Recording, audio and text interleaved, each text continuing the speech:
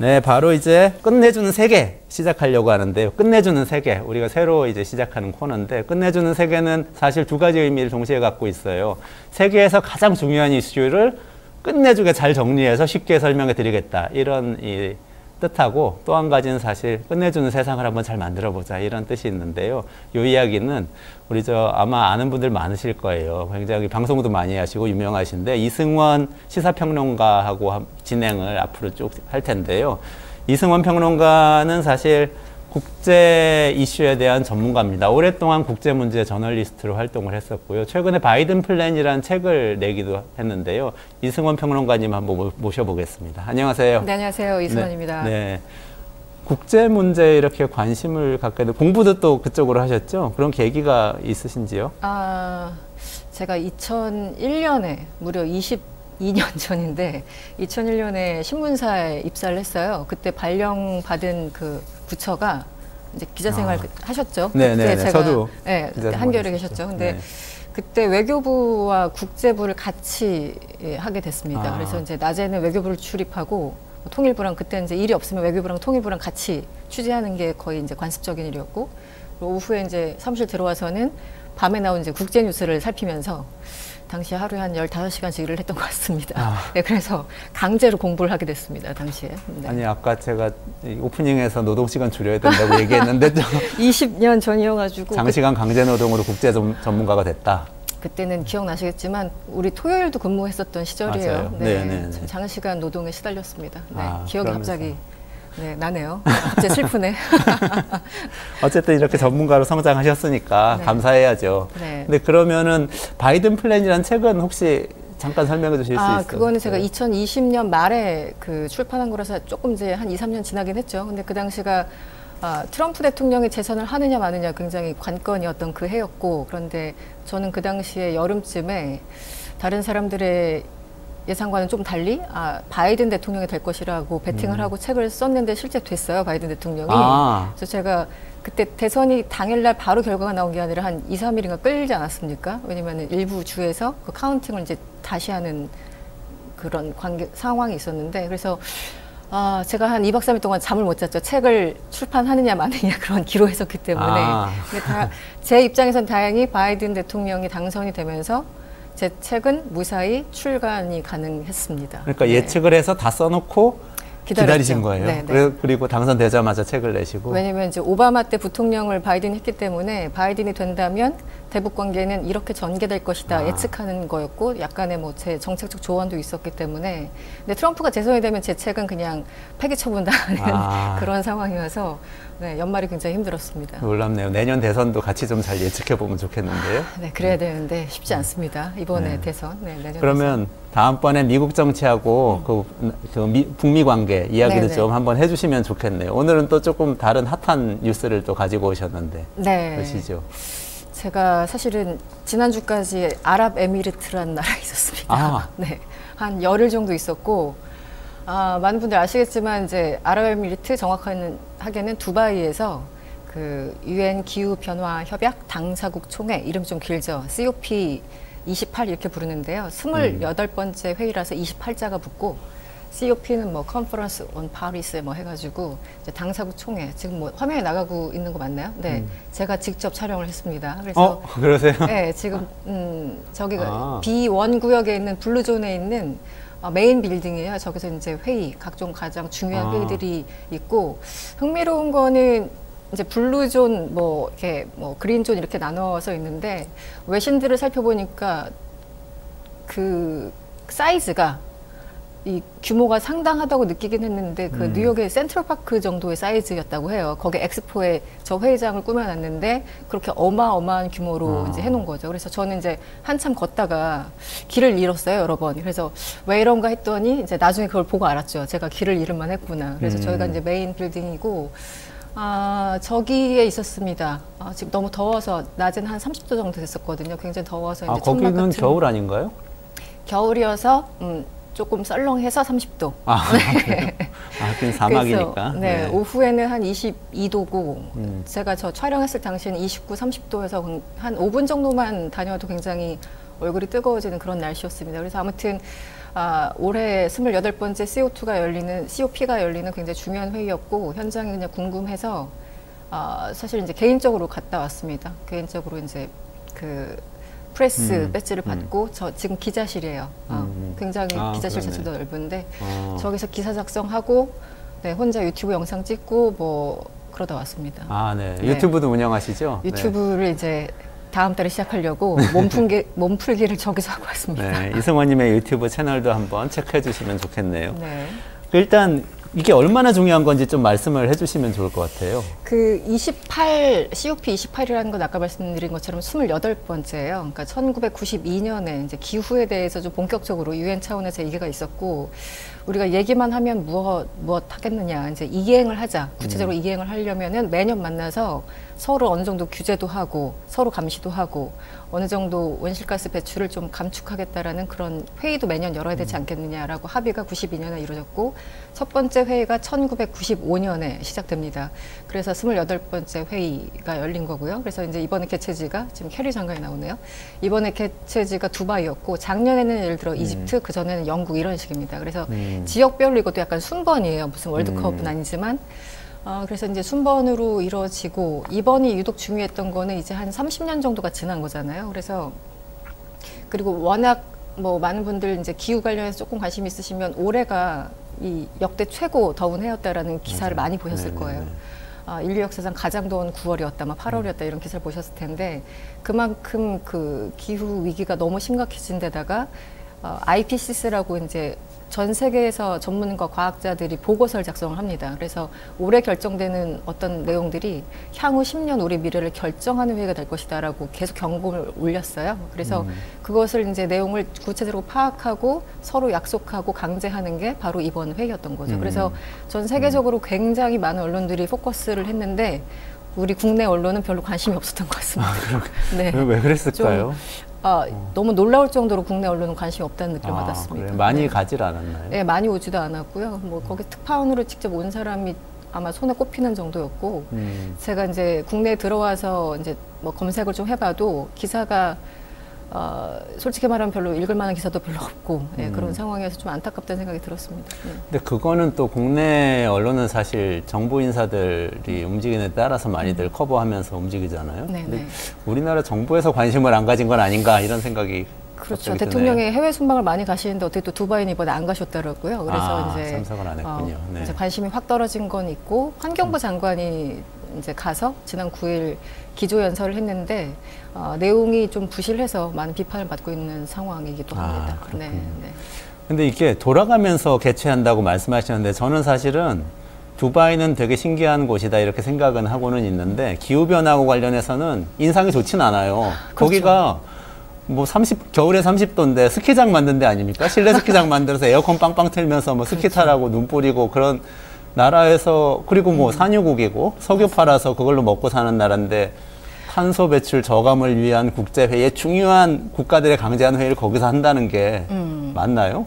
그 초반부터 그게 논란이 좀 있긴 있었어요. 다른 데도 아니고 지금 화석 연료를 감축이 아니라 장기적으로 퇴출해야 된다는 논의를 하는 곳이 산유국 한가운데라는 게 이게 너무 역설적이지 않느냐. 그래서 일단 장소에 대한 어떤 비판이 조금 회의감이 있었고 가장 비판을 받은 거는 이번에 COP28 회의, 그러니까 의장, 어떤 회의든 의장이 가장 중요하잖아요. 뭐 유엔이면 사무총장이 제일 중요하고 이렇듯이. 근데 이번에 해마다 그 나라에서 의장을 이제 선출을 하는데 올해 1월에 그 알자베르라는 이번 의장이 선출됐다는 소식이 들려오면서 많은 사람들이 충격을 받았죠. 왜냐하면 산업부 장관인데다가 그 두바이, 그러니까 아랍에미리트 국영 기업의 CEO예요.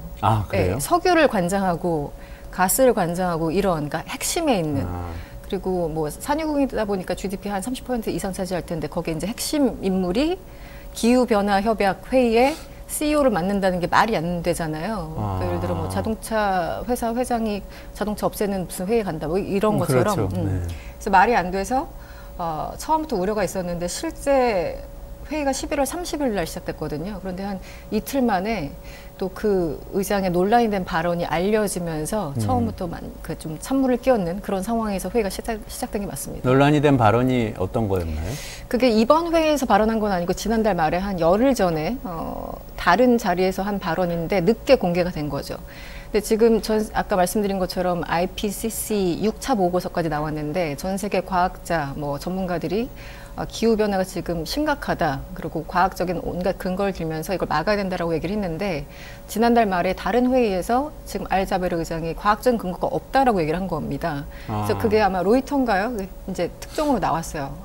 나중에 이제 자신의 어떤 발언이 우리 뭐 정치인들 똑같지만 일부 그 앞뒤 맥락 제외하고 그 발언만 발췌해가지고 이상하게 전달됐다라면서 이제 번복하고 또 거기에 대해 설명하긴 했는데 어찌됐든 속내가 이제 뭐 그 드러난 거 아니냐 이런 얘기가 있어서 그것도 하필이면 회의 초반에 그 발언이 알려지면서 처음부터 내 이럴 줄 알았다 약간 뭐 이런 분위기로 흘러갔던 게 사실이죠. 네.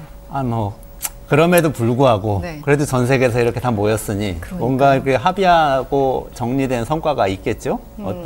현지 시간 12일, 그러니까 지금 우리가 12일이죠. 그런데 현지 시간 거의가 5시간 정도 우리보다 좀 느리니까 오늘 밤에 아마 결과가 나올 겁니다. 그런데 작년에 이집트도 마찬가지였고 보통 이런 국제회의는 데드라인을 넘겨서 왜냐하면 막판에 만장일치로 합의문을 조율해야 되는데 우리는 사실 3명이 만나서 저녁 식사 그 날짜 잡는 것도 힘들잖아요. 근데 198개국에서 다 모여서 문장 하나, 단어 하나, 토시 하나를 다 따집니다. 그래서 만장일치가 돼야지만 합의문이 마지막 날 딱 나오는데 이번에 198개국에서 참여한 사람만 온라인까지 포함하면 10만 명이 넘어요.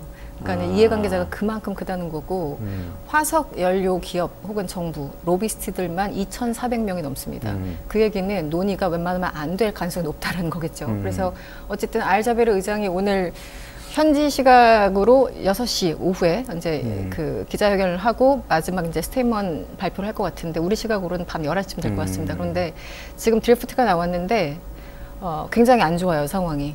그래요? 예. 왜냐면 이번에 화석 연료 퇴출을 의미하는 페이즈 아웃, 단계적인 퇴출을 의미하는 페이즈 아웃이나 뭐 최소한 페이즈 다운, 그것도 뭐 단계적으로 축소한다는 뜻인데 그 단어가 반드시 들어가야 된다라는 많은 사람들의 의견이 있었는데 당장 아랍에미리트, 사우디 같은 데서는 이제 산유국이다 보니까 온실가스를 퇴출하면 되지 왜 화석연료를 퇴출하는 거야 라면서 이제 논리를 약간 비트는 거예요. 그러니까 예를 들어 탄소 포집 기술 CCUS라고 하는데 탄소 포집 기술 같은 것 등등을 활용해서 이 탄소를 없애면 되는 거지 화석연료가 무슨 죄라면서 굉장히 이상한 논리를 이제 석유를 태워서 탄소가 배출되더라도 탄소를 포집해서 없애면 되는 네. 거니까 우린 계속 석유를 팔겠다. 그렇죠. 이런 얘기를. 거죠. 근데 그 CCUS 같은 경우는 기술이 아직은 확정된 것도 아닌 기술인데다가 그 비용 자체가 굉장히 많이 들기 때문에 그것은 뭐 시멘트나 아니면 철강같이 정말 불가피한 분야를 제외하고는 이제 아예 화석연료를 중단해야 된다는 게 대다수의 입장이에요. 구테레스 사무총장 같은 경우도 대표적으로 무조건 화석연료 퇴출해야 된다. 페이스 아웃이라는 단어가 반드시 들어가야 된다고 하는데 조금 전까지 외신을 보니까 페이스 아웃이라는 단어도 없고 페이스 다운이라는 단어도 없고 그래. 그냥 그 화석연료의 생산과 사용을 좀 줄이자 권고한다. 이 정도로 굉장히 미약하게 들어갔기 때문에 상당수의 지금 국가들이 반발하고 있습니다. 이전에 COP에서도 그런 정도는 나오지 않았었나요?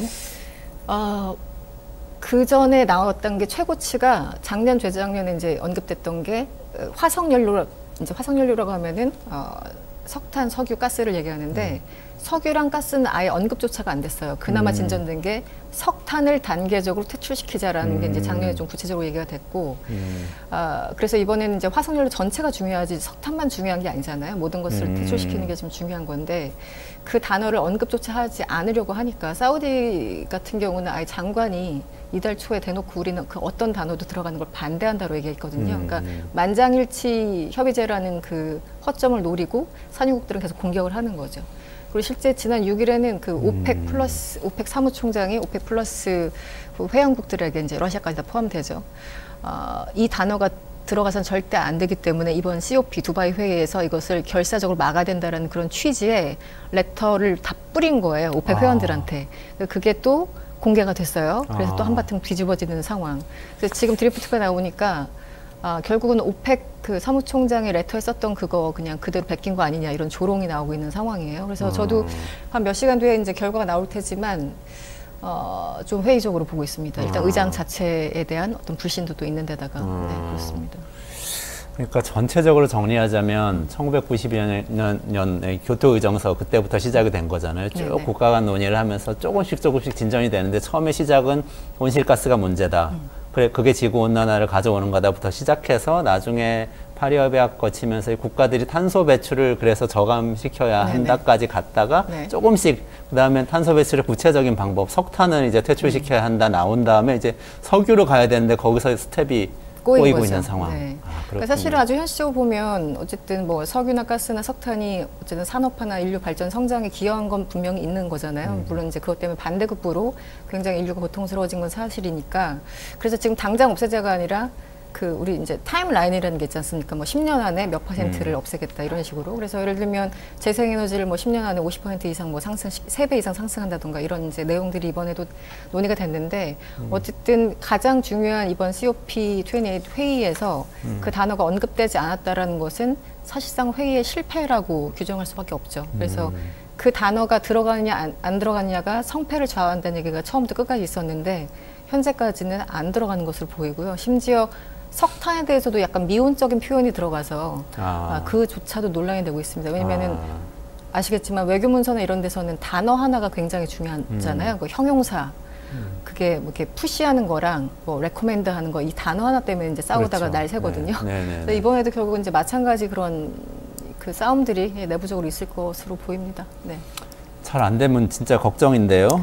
걱정이죠. 이미 좀 많이 걱정스럽습니다. 회의 초반에는 그래도 그 기금 출범한다고 그래가지고 그래도 돈은 내기로 했으니까 성과가 있는 거 아닌가 하는 그런 생각을 좀 했는데. 그러니까 그게 일종의 약간 연막탄이었던 것 같아요, 제가 보기에. 그러니까 보통 이런 회의는 마지막 날 혹은 기한 넘겨서 어떤 게 겨우 이제 도출이 되고 방금 말씀하신 그 loss and damage라고 손실과 피해 기금이라는 게 있어요. 이것도 30년 동안 개도국 혹은 이제 지금 가라앉고 있는 섬나라 이런 나라들이 아니 산업화 과정에서 선진국들이 니네들이 탄소 배출 다 해서 지금 이제 지구가 이렇게 들끓고 있는데 그렇다면은 그 피해를 보고 있는 개도국에 보상을 해줘야 되는 거 아니냐. 그리고 적응할 수 있도록 뭐 기술이나 뭐 이런 것들을 다 도와주고 이전하고 돈도 유상이 아니라 무상으로 지원해야 되는 거 아니야 이런 얘기를 30년간 했는데 계속 안 듣고 있다가 이제 국제적인 압력이 커지니까 작년에 겨우 만든 겁니다. 손실과 피해 기금을 만들자까지만 합의를 한 거예요.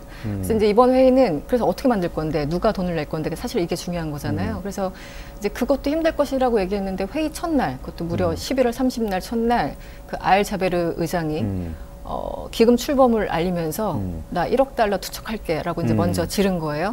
그러니까 독일도 1억 달러. 근데 여기서 조금 부끄럽게 미국은 1,700달러인 거 해가지고 지금 욕을 엄청나게 먹고 있고요. 1,700만 달러. 네네. 그 정도 하고 있고. 그래서 이제 처음에 어느 정도 규모를 만드느냐 그리고 언제까지 이거 조성하느냐도 중요한 것이고 이게 또 누가 운영하느냐가 중요한 거예요. 그런데 지금까지는 돈의 규모가 워낙 크기 때문에 누가 그 돈을 어디서 갖고 있느냐에 따라서 어느 개도국에 가는지가 또 결정되니까 개도국 입장에서 굉장히 중요하거든요.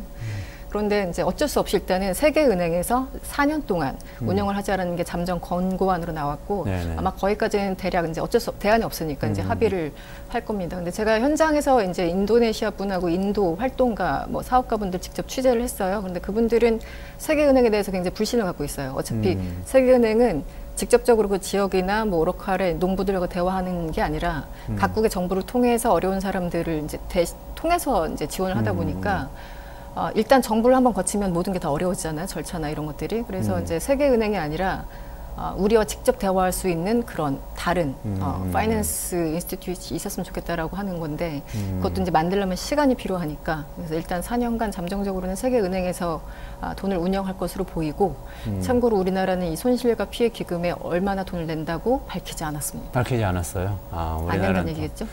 큰 틀에서 보면은 지금 산유국에서는 석유는 계속 팔 테니 피해가 생기면 좀 보상은 해주겠다. 돈으로 때우겠다는 얘기예요, 한마디로. 네. 그런데 그것을 다른 선진국들이 넘어서지는 못하고 있다. EU는 지금 강력하게 반대하고 있어요. EU는 그래서, 강력하게 반대하고. 그래서 EU에서 이제 나온 어떤 대표부는 지금 이런 식으로 드래프트 쓸 거면 나 집에 갈래 막 이렇게 협박하고 있는 그런 상황인데, 조금 전까지 읽은 보도에 의하면. 그러니까 이게 너무 서로 크리티컬하고 너무 이제 이견이 심하다 보니까 어느 정도 접점도 찾을 수 없는 상황이 된 것 같습니다. 그래서 이제 미국은 뭐 없애야지 약간 뭐 이런 뉘앙스를 전달하자면, EU는 강력하게 이거는 페이즈 아웃이라는 단어를 이제 포함시키고 퇴출시켜야 된다라는 거고, 미국은 뭐 그렇게 한다면 그렇게 해야지 뭐 약간 뭐 이런 뉘앙스고, 그 디벨로핑 컨트리 그 개도국들은 당연히 강력하게 얘기를 하고 있는 거고, 그래서 이제 국가들마다 지역들마다 이게 이해관계가 너무 달라요. 네. 그래서 그것을 또 페이즈 다운이라는 단어를 쓰느냐 리덕션이라는 단어를 쓰느냐에 따라서 또 이제 서로 되게 민감하게 반응하고 있고. 리덕션이 더 센 건가요? 아니요, 리덕션은 그냥 건가요? 줄인다라는 거기 줄인다는 때문에 거고. 페이즈 아웃하고 페이즈 다운이 들어가면 그나마 괜찮고, 그냥 리덕션이나 컷 정도로만 들어가면 그냥 애매모호한 거고, 약간 그런 뉘앙스입니다. 네. 그 푸틴 대통령이 러시아에 거기 뭐 근처에 아부다비하고 사우디 그 제 핵회의 기간에 숙소가 갔었다고 그러던데. 아부다비에 있었거든요. 그래서 길을 가는데 길을 막 막고 경찰들이 막 삼엄하게 서 있는 거예요. 알고 봤더니 그날 거기 푸틴이 등장한 거죠. 제 숙소에서 멀지 않은 곳에 등장하셨더라고요. 만나지 못했습니다. 만나지 못했고. 그래서 의미가 있는 건가요?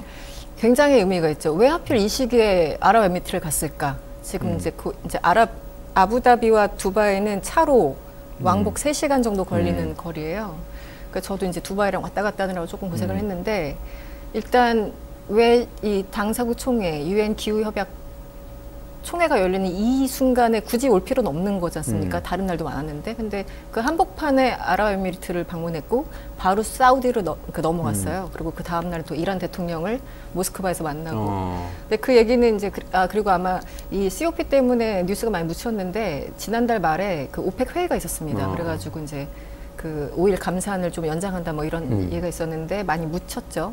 그 얘기는 이제 이 한복판에 와서 화석연료는 계속 건장하고 석유에 대한 패권은 우리가 주고 있어 라는 어떤 정치적인 메시지를 보내려고 했던 것은 아닌가라는 생각이 들고, 실제 아부다비, 그러니까 아랍에미리 대통령이죠. 대통령과 사우디의 왕세자는 매우 그 기쁘고 환영하는 얼굴로 푸틴 대통령을 맞이했습니다. 러시아는 화석연료 대국이죠. 그러니까 그렇죠. 당연히 네네. 이 COP가 잘 안 되면 좋은 거죠, 러시아한테. 러시아 입장에서 그렇죠. 그래서 그렇군요. 지금 각종 협의에 대해서 사우디랑 러시아가 이제 대표적으로 반대하는 그 최전선에 서 있습니다. 네, 지금 경제 이해관계가 첨예하게 엇갈리는 그 현장에서 막 권력이 이렇게 막 그렇죠.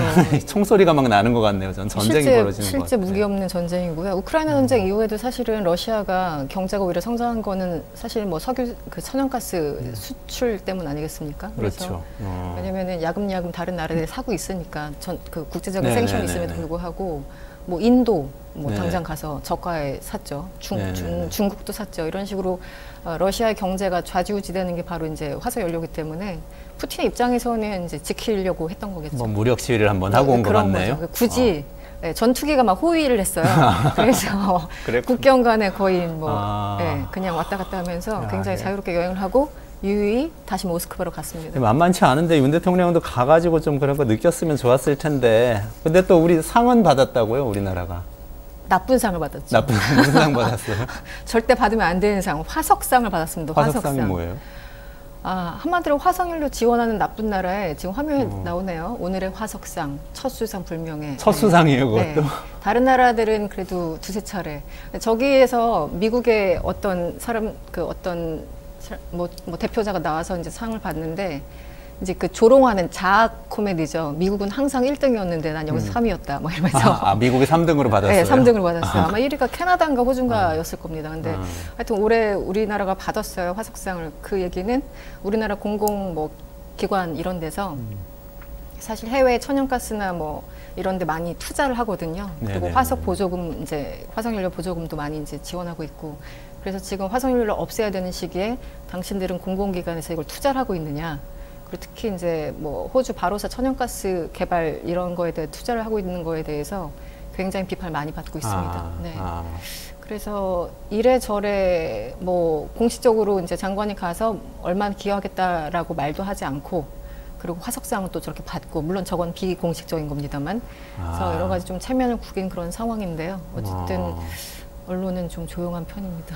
아니 그 에너지 자원외교 하면서 이명박 정부 때 시작한 게 그 화석 연료 투자 아닌가요? 그렇죠. 외국에 그게 네. 지금까지 남아서 계속 우리 화석상도 받게 하고 그러니까요. 유산이 남아 있네요. 오늘 불명예스럽습니다. 금방 시간이 다 갔어요. 근데 와 정말 국제 정치 전문가인 줄 알았는데 네. 기후 위기는 또 어떻게 이렇게 잘 아시는지 앞으로 네, 그냥 가서 보고 배웠습니다.